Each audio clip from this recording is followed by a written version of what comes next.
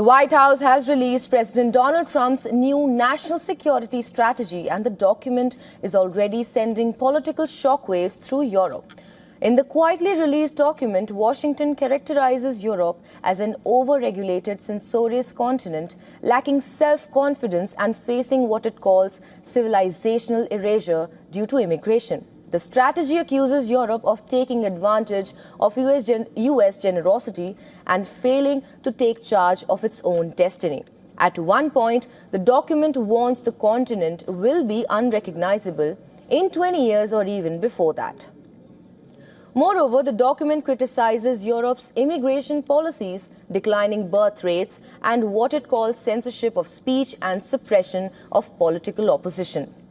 The strategy claims that European governments are subverting democratic processes and ignoring the public's desire for peace, particularly when it comes to the war in Ukraine.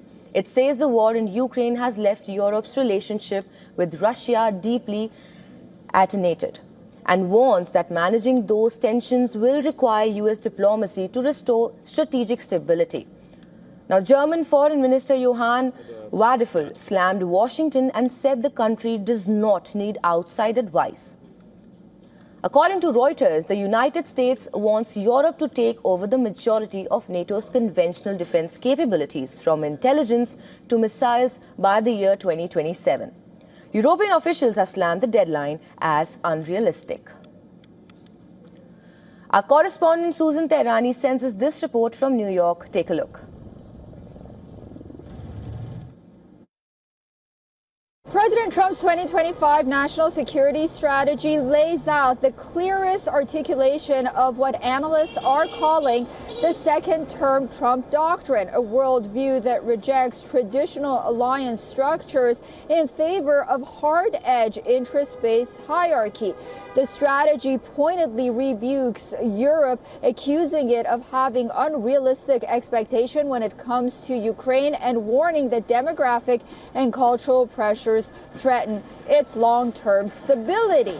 In essence, it signals that Europe is no longer the center of U.S. strategic gravity and must assume responsibility for its own security. It also frames China not as an abstract global competitor, but as a direct challenger to American influence in the Americas.